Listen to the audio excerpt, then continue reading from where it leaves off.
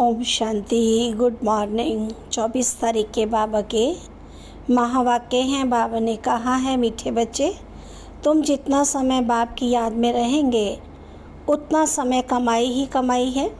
याद से ही तुम बाप के समीप आते जाएंगे। प्रश्न है, जो बच्चे याद में नहीं रह सकते हैं उन्हें किस बात में लज्जा आती है? बाबा कहते, अपना चार्ट रखने में उन्हें लज्जा आती है। समझते सच लिखेंगे तो बाबा क्या कहेंगे? लेकिन बच्चों का कल्याण इसमें ही है कि सच्चा सच्चा चार्ट लिखते रहें। चार्ट लिखने में बहुत फ़ायदे हैं। बाबा कहते, बच्चे इसमें लज्जा मत करो। ओम शांति। रूहानी बाप बैठ बच्चों को समझाते हैं। अब तुम बच्चे 15 मिनट पहले आकर यहाँ बाप की याद में बैठते हो। अब यहाँ और तो कोई काम है नहीं, बाप की याद में ही आकर बैठते हो। भक्ति मार्ग में तो बाप का परिचय है नहीं ना। यहाँ बाप का परिचय मिला है और बाप कहते हैं, मुझे याद करो, माँ में कम याद करो। मैं तो सब बच्चों का बाप हूँ। बाप को याद करने से वर्षा तो ऑटोमेटिकली याद आना चाहिए।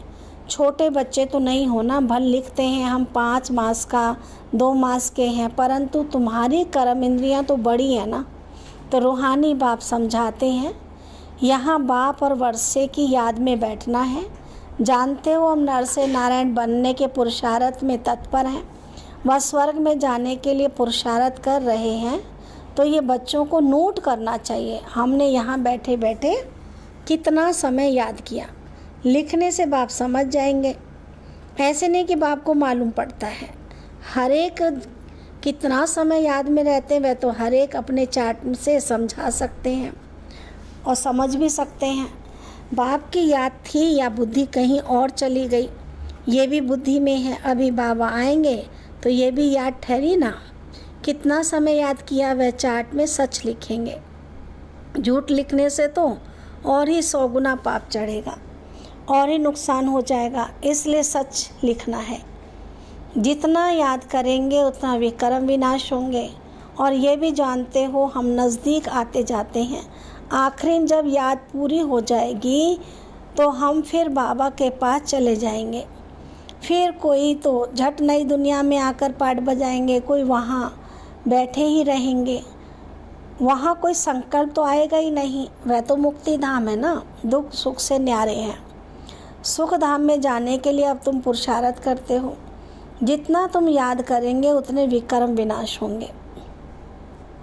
याद का चार्ट रखने से ज्ञान की धारणा भी अच्छी होगी। चार्ट रखने में तो फ़ायदा ही फ़ायदा है ना। बाबा जानते हैं याद में ना रहने के कारण लिखने में लज्जा आती है। बाबा क्या कहेंगे मुरली में सुना देंगे। बाप कहते इसमें लज्जा की बात क्या है? दिल अंदर हर एक समझ सकते हैं हम याद करते हैं व नहीं। कल्याणकारी बाप तो समझाते हैं, नोट करेंगे तो कल्याण होगा। जब तक बाबा आए हैं जब तक बाबा आए उतना समय तो बैठे, उसमें याद का चार्ट कितना रहा फ़र्क देखना चाहिए। प्यारी चीज़ को तो बहुत याद किया जाता है। कुमार कुमारी की सगाई होती है तो दिल में 1-2 की याद ठहर जाती है, फिर शादी होने से पक्की हो जाती है। बिगड़ देखे समझ जाते हमारी सगाई हुई है। अभी तुम बच्चे जानते हो कि शिव बाबा हमारा बेहद का बाप है। भल देखा नहीं है परंतु बुद्धि से समझ सकते हो। वह बाप अगर नाम रूप से न्यारा है फिर पूजा किसकी करते हो, याद क्यों करते हो? नाम रूप से न्यारी बेअंत तो कोई चीज़ होती ही नहीं। जरूर चीज़ को देखा जाता है तब वर्णन होता है। आकाश को भी देखते हैं, बेअंत कह नहीं सकते। भक्ति मार्ग में भगवान को याद करते हैं, हे भगवान, तो बेअंत थोड़ी कहेंगे। हे भगवान कहने से झट उनकी याद आती है तो ज़रूर कोई चीज़ है। आत्मा को भी जाना जाता है, देखा नहीं जाता है। सब आत्माओं का एक ही बाप होता है, उनको भी जाना ही जाता है। तुम बच्चे जानते हो बाप आकर पढ़ाते भी हैं। आगे ये मालूम नहीं था कि पढ़ाते भी हैं। श्री कृष्ण का नाम डाल दिया है। श्री कृष्ण तो इन आँखों से देखने में आता है, उनके लिए तो बेअंत नाम रूप से न्यारा कह ना सके। श्री कृष्ण तो सभी कहेंगे नहीं ना, माँ में श्री कृष्ण तो कभी कहेंगे नहीं माँ में कम याद करो। वह तो सम्मुख है। उनको बाबा भी नहीं कहेंगे। श्री कृष्ण को बाबा भी नहीं कहेंगे। माताएं तो श्री कृष्ण को बच्चा समझ के गोद में बिठाती हैं। जन्माष्टमी पर छोटे श्री कृष्ण को झुलाएंगे, क्या सदैव छोटा ही है? फिर रास विलास भी करते हैं, तो जो थोड़ा बड़ा तो हुआ होगा, फिर उनसे बड़ा हुआ वह क्या हुआ, कहाँ गया, किसको पता ही नहीं। सदैव छोटा शरीर तो नहीं रहेगा ना, कुछ भी ख्याल नहीं करते हैं। ये पूजा आदि की रस्म चली आती है, ज्ञान तो कोई में है नहीं। दिखाते हैं श्री कृष्ण ने कंसपुरी में जन्म लिया। अब कंसपुरी की तो बात ही नहीं है, कोई का भी विचार नहीं चलता। भगत लोग तो कहेंगे श्री कृष्ण हाजिरा हाजूर है, फिर उनको स्नान भी कराते, खिलाते भी हैं। अब वे खाता तो नहीं है, रखते हैं मूर्ति के सामने और खुद खा लेते हैं। ये भी भक्ति मार्ग हुआ। श्रीनाथ जी पर इतना भोग लगाते हैं, वह तो खाता नहीं, खुद खा जाते हैं। देवियों की पूजा में भी ऐसी करते हैं, खुद ही देवियाँ बनाते हैं, पूजा करते हैं, फिर डुबो देते हैं। जेवरात आदि उतार कर डुबोते हैं। फिर वहाँ तो बहुत रहते हैं, जिसको जो हाथ में आया उठा लेते हैं। देवियों की जास्ती पूजा होती है। लक्ष्मी और दुर्गा की मूर्तियाँ बनाते हैं। बड़ी मम्मा भी यहाँ बैठी है, जिसको ब्रह्मपुत्रा भी कहते हैं। समझेंगे कि इस जन्म और भविष्य के रूप की पूजा कर रहे हैं। कितना वंडरफुल ड्रामा है ना। ऐसी ऐसी बातें शास्त्रों में आ ना सके। ये है प्रैक्टिकल एक्टिविटी। तुम बच्चों को अब ज्ञान है, समझते हो। सबसे जास्ती चित्र बनाए हैं आत्माओं के।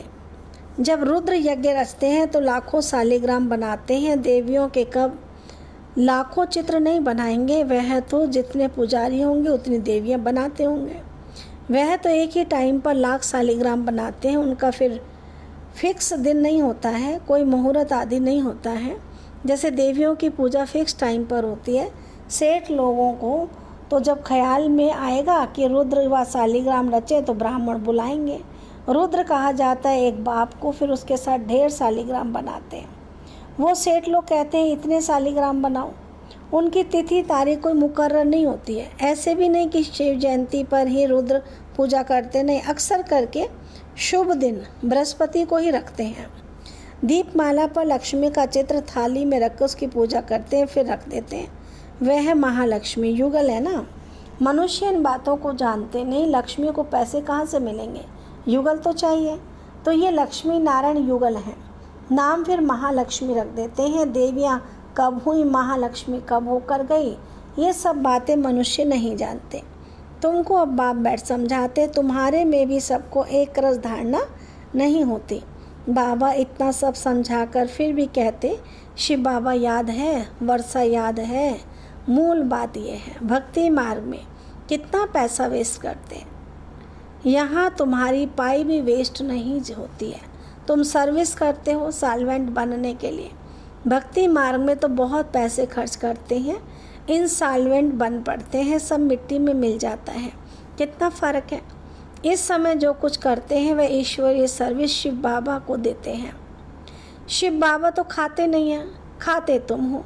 तुम ब्राह्मण बीच में ट्रस्टी हो, ब्रह्मा को नहीं देते हो, तुम शिव बाबा को देते हो। कहते हैं बाबा आपके लिए धोती कमीज लाई हैं। अब माताएं तो बड़ी भोली होती है ना, अब ब्रह्मा बाबा के लिए लाएंगे, शिव बाबा तो धोती कमीज भी नहीं पहनता। कहते हैं बाबा आपके लिए धोती कमीज लाई है। बाबा कहते हैं इनको देने से तुम्हारा कुछ भी जमा नहीं होगा, जमा होता है जो तुम शिव बाबा को याद कर इनको देते हो। मतलब याद तो शिव बाबा को करना कि मैं शिव बाबा के लिए लाई हूँ, ऐसा कहना है। ये नहीं कहना कि मैं ब्रह्मा बाबा के लिए लाई हूँ। फिर ये तो समझते हो ब्राह्मण शिव बाबा के खजाने से ही पलते हैं। बाबा से पूछने की दरकार नहीं कि क्या भेजूँ, यह तो लेंगे नहीं, तुम्हारा जमा ही नहीं होगा।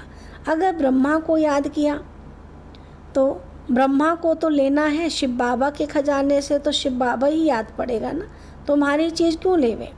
बीके को देना भी रॉन्ग है, बाबा ने समझाया है। तुम कोई से भी चीज़ लेकर पहनेंगे तो उनकी याद आती रहेगी। कोई हल्की चीज़ है तो उनकी बात नहीं है, अच्छी चीज़ तो और ही याद दिलाएगी। फलाने ने ये दिया, उनका कुछ जमा तो होता नहीं, तो घाटा पड़ा ना। शिव बाबा कहते बच्चे मामी कम याद करो, मुझे कपड़े आदि की दरकार नहीं, कपड़े आदि बच्चों को चाहिए। वह शिव बाबा के खजाने से पहनेंगे, मुझे तो अपना शरीर है नहीं। ये तो शिव बाबा के खजाने से लेने के हकदार हैं, राजाई के भी हकदार हैं, बाप के घर में ही खाते पीते भी हैं। तुम भी सर्विस करते कमाई करते रहते हो, जितनी सर्विस बहुत उतनी बहुत कमाई होगी। खाएंगे पिएंगे शिव बाबा के भंडारे से, उनको नहीं देंगे तो जमा नहीं होगा। शिव बाबा को देना है। बाबा आपसे भविष्य 21 जन्मों के लिए पद्मपति बनेंगे। पैसे तो ख़त्म हो जाएंगे, इसलिए समर्थ को हम देते हैं। बाप समर्थ है, 21 जन्मों के लिए वह हमें देते हैं। इनडायरेक्ट भी ईश्वर अर्थ ही देते हैं, इनडायरेक्ट में इतना समर्थ नहीं है। अभी तो बहुत समर्थ है, क्योंकि सम्मुख है। वर्ल्ड ऑलमाइटी अथॉरिटी इस समय के लिए है। ईश्वर अर्थ कुछ दान पुण्य करते हैं तो अल्पकाल के लिए कुछ मिल जाता है। यहाँ तो बाप तुमको समझाते हैं, मैं सम्मुख हूँ, मैं ही देने वाला हूँ। इसने भी शिव बाबा को सब कुछ देकर सारे विश्व की बादशाही ले ली ना, ये भी जानते हो। इस व्यक्त का ही अव्यक्त रूप में साक्षात्कार होता है। इनमें शिव बाबा आकर बच्चों से बात करते हैं। कभी भी ये ख्याल नहीं करना चाहिए हम मनुष्यों से लेवे। बोलो शिव बाबा के भंडारे में भेज दो, इनको देने से कुछ नहीं मिलेगा और ही घाटा पड़ जाएगा। गरीब होंगे करके 3-4 रुपए की कोई चीज़ तुमको देंगे, इससे तो शिव बाबा के भंडारे में डालने से पदम हो जाएगा। अपने को घाटा थोड़ी डालना चाहिए। पूजा अक्सर देवियों की ही होती है, क्योंकि तुम देवियां ही खास निमित्त बनती हो ज्ञान देने के। दल गोप भी समझाते, परंतु अक्सर करके तो माताएं ही ब्राह्मणी बन रास्ता बताती हैं, इसलिए देवियों का नाम जास्ती है। देवियों की बहुत पूजा होती है, ये भी तुम बच्चे समझते हो। आधा कल्प हम पूज्य थे, पहले हैं फुल पूज्य, फिर सेमी पूज्य, क्योंकि 2 कला कम हो जाती हैं।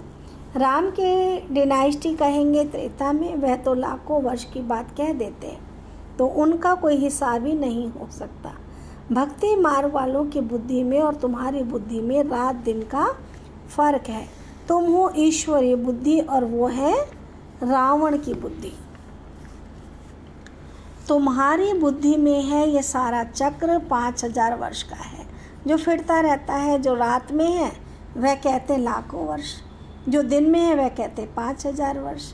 आधा कल भक्ति मार्ग में तुमने असत्य बातें सुनी, सत्युग में ऐसी बातें होती नहीं, वहाँ तो वर्षा मिलता है। अब तुमको डायरेक्ट मत मिलती है।